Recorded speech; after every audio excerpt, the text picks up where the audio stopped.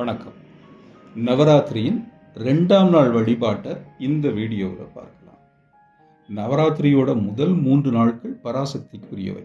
எனவே 2ஆம் நாள்லையும் அன்னையை துர்க்கையாக பிரம்மச்சாரிணியாக வழிபட வேண்டும் என சாஸ்திரம் சொல்லுகிறது. பொதுவாக 2ஆவது நாளில் துர்க்கை வடிவில் இல்லை ராஜராஜேஸ்வரி வடிவில் அம்மனை அலங்கரித்து வழிபடுவதே வழக்கம். ஆனால் தீவியம் பிரம்மச்சாரிணி அப்படின்னு ஒரு ஸ்லோகம் சொல்லுது. அதாவது 2ஆவது நாளில் அன்னை பிரம்மச்சாரிணி வடிவத்தில் இருப்பா அப்படிங்கிறது ஸ்லோகத்தோட பொருள். மேலும் 2ஆம் நாளில் அம்மன் மும்மூர்த்தியின் அம்சங்கள் நிறைந்தவளாக வீற்றிருப்பாள் என்று சாஸ்திரங்கள் சொல்லுது. ஸ்தவம், ரஜஸ், தமஸ் என 3 குணங்களை கொண்டவளாக அன்னை 2ஆம் நாளில் திகழ்வாளாம். மேலும் நவராத்திரியோட 2ஆம் நாள் செவ்வாய்க்கிழமையில் இருக்குது. இது துர்க்கைக்கு உகந்த நாள். இது சித்திரை நட்சத்திர நாளும் கூட.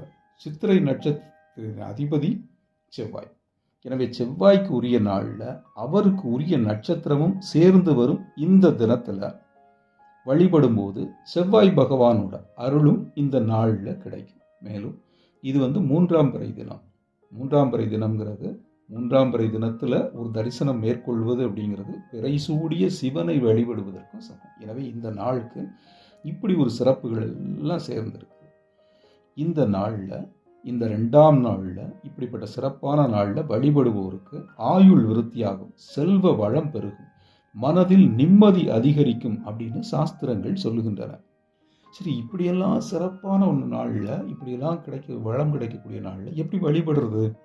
நவராத்திரி எப்படி கொண்டாடுறது அப்படின்னா, இன்றைக்கி என்ன பண்ணணும் அப்படின்னா, கோதுமை மாவில் கோலம் போட்டு துளசி இலைகளால் அன்னைக்கு அலங்காரம் செய்யணுமா, முல்லை பூவை அன்னைக்கு சூட்ட வேண்டுமா.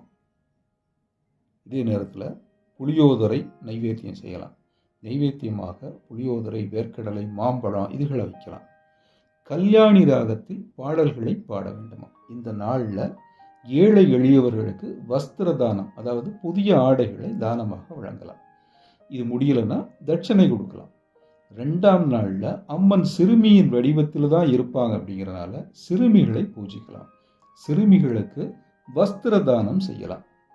இதெல்லாம் இப்படி இந்த பூஜைகளை இன்றைக்கான அந்த பூஜைகளை நம்ம 2ஆம் நாள் பூஜைகளை இப்படி செய்யலாம் அப்படின்னு சொல்கிறாங்க.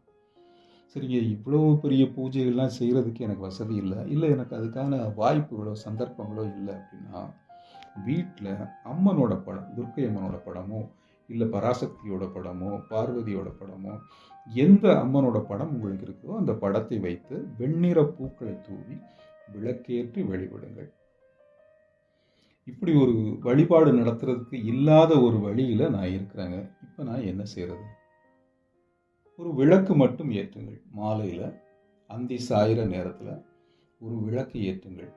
அந்த விளக்கில் ஒரு ஜோதி தெரியும் இல்லையா, இந்த அருள் பெரும் ஜோதி, பொன்னிறமான ஒரு ஒளி தெரியும். நீங்கள் விளக்கு ஏற்றுனீங்கன்னா அந்த பொன்னிற ஒளியை மனதார தியானியுங்கள். இறைவன் பொன்னிற ஒளியாக இருக்கிறான், பொன்னிறமான ஒளி ரூபத்தில் இருக்கிறான் அப்படின்னு சொல்லிட்டு நம்முடைய உபனிஷதங்கள் சொல்லுகின்றன. அதனால் ஒரு சின்ன விளக்கேற்றி கும்பிடுங்க. 2 கைகளை மூடி கைகூப்பி மனசில் அம்மனை தியானம் கும்பிடுங்க. இல்லைங்க, நான் விளக்கேற்ற முடியாத ஒரு இடத்துல இருக்கிறேன், வேலையில் இருக்கிறேன், இல்லை நான் ஒரு வர்த்தக சம்பந்தமான பயணத்தில் போயிட்டு இருக்கிறேன், எனக்கு அதுக்கான நிலையில் நான் இல்லை, இந்த சூழ்நிலை இப்போ நான் என்ன பண்ணுறது அப்படின்னா, கண்களை மூடிக்கோங்க. நல்ல கண்களை இறுக மூடிக்கொள்ளுங்கள். கையை கூப்பிக்கோங்க. அம்மனை மனதில் தியானித்து மனதார வேண்டுங்கள். உங்களுக்கு என்ன வேணும், உங்கள் மனது என்ன சொல்லுகிறதோ அதை மனதார வேண்டுங்கள். அந்த அம்பிகை உங்களுக்கு எல்லா வளமும் அருளட்டும். நன்றி.